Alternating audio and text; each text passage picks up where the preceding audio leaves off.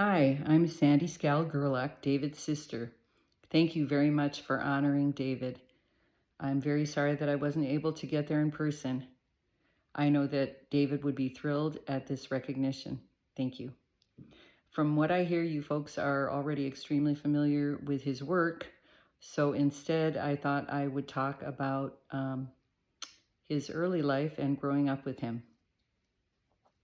David was the oldest of three siblings. Our dad was a truck driver and mom was a homemaker, a term I don't hear used these days, but I like it. She also enjoyed creating art, which she encouraged with David.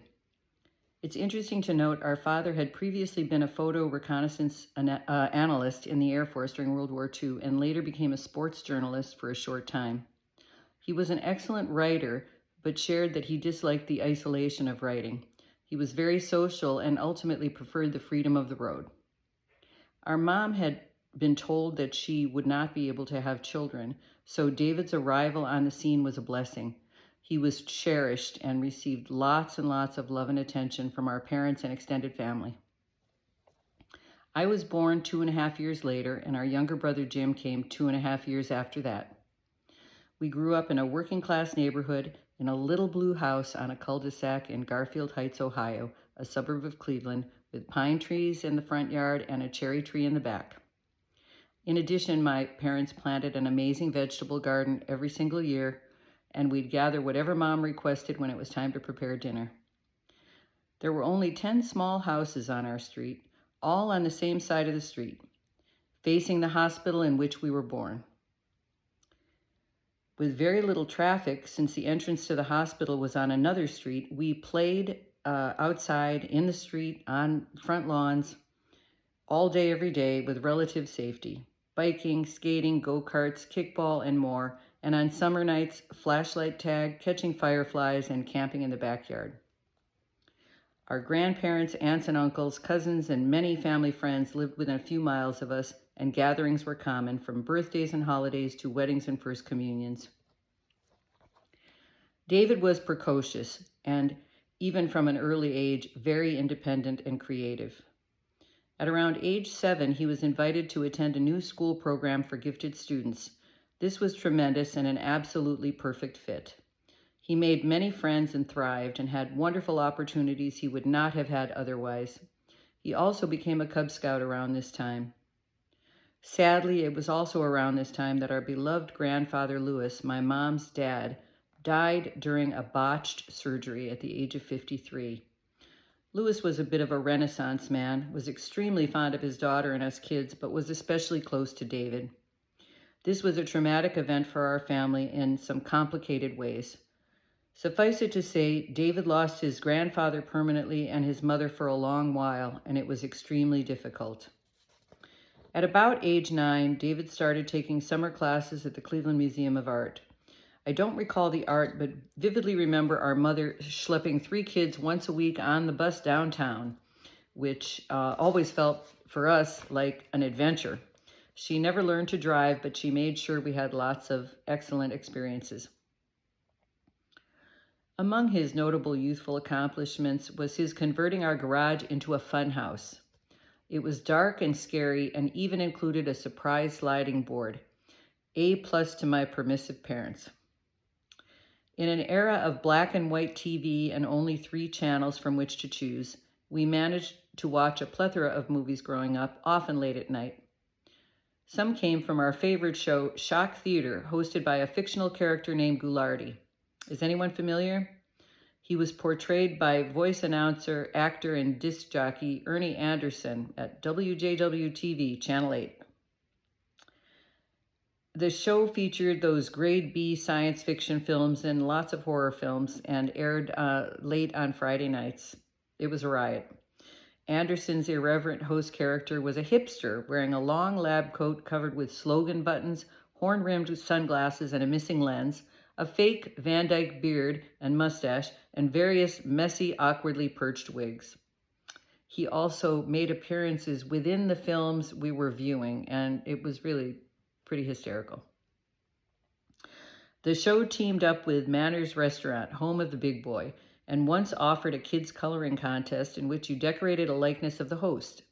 We all entered, and both David and our brother Jim won in their age categories. The prize was 25 big boy sandwiches each, so we really lived it up for a while. Another fond memory was rushing home from school to catch the gothic horror soap opera Dark Shadows. For those not familiar, the series became popular when vampire Barnabas Collins was introduced 10 months into its run. It also featured ghosts, werewolves, zombies, witches, warlocks, time travel, and a parallel universe. Very cool. David also enjoyed building, painting, and accessorizing those cool monster models from Kits by Aurora. More impressively, he made several of his own short horror movies with the neighborhood kids. Lots of melting faces using Vaseline in his version of the House of Wax, and many pretty realistic scenes involving blood and knives.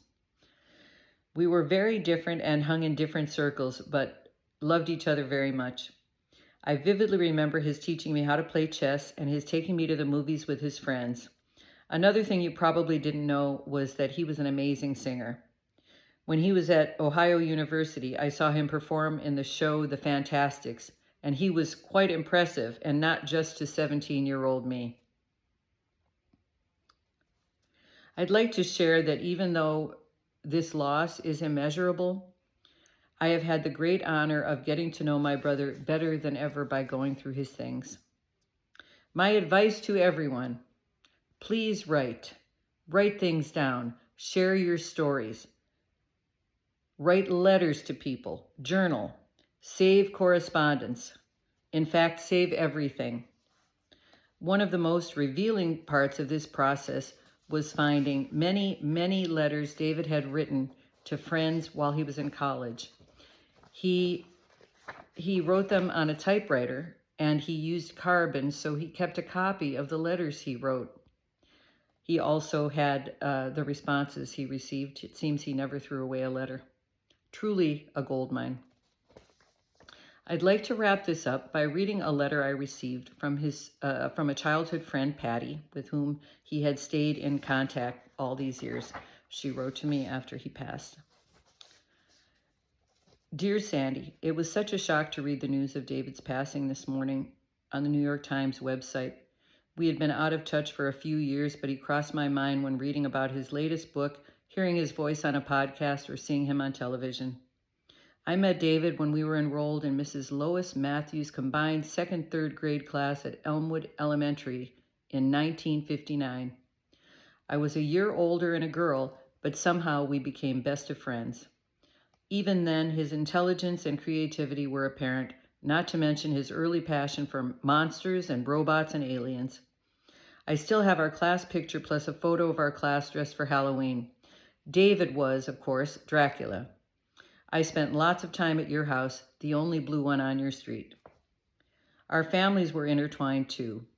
You were a classmate of my brother Frank. Our mothers were friends and worked in Elmwood PTA together. My father hunted with your uncles, Jimmy and Johnny. Your grandparents lived at the end of our street, Park Knoll Drive, and your uncles spent a lot of time at our house. David got me interested in horror and especially science fiction, interest in activities that I have loved my entire life. I married a man with similar interests, as did my friend. We met up at World Cons for years. Some memories stand out. When I was 15, my friend Sue Young convinced me to go to the 1966 World Con, Tri-Con, in downtown Cleveland. We wanted to see David's artwork, which was displayed at an art auction. He was all of 14. I remember thinking the work was weird, but I felt cool knowing someone doing weird work. We should all feel that way. We were there when Gene Roddenberry premiered an episode of Star Trek, Where No Man Has Gone Before, prior to the show's network debut. He made us all promise to watch the show to boost ratings. I got his autograph. Nearly 60 years later, I have kept that promise. I never would have met Roddenberry without knowing David. I visited David when he was living in Greenwich Village sometime in the early 80s. I was struck by how my nerdy friend had turned into a handsome young man. David had just published his first nonfiction book, an analysis of the use of different graphics and fonts in the design of posters. He gave me an autographed copy. We had dinner and then watched the stars from his rooftop. I knew he was headed for great things, albeit in very unconventional areas. We stayed in touch. My husband and I bought a historic house in Salem, Massachusetts. How appropriate. I think David visited twice and stayed at our home. The first visit was for an invited talk at the Witch House, where a judge from the 1692 trials had lived. Very impressive. The second visit was part of a promotional tour for his book on Halloween. David gave a great presentation to a large audience in the ballroom of the Hotel Hawthorne about the cultural roots of Halloween, right there in the ground zero of Halloween. I was amazed at everything he was involved in. It was the last time I ever saw him in person. David gifted me with his passions for the horrible and the fantastic.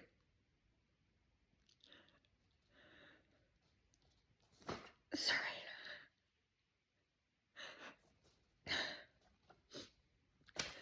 I will never forget him or your family for that matter.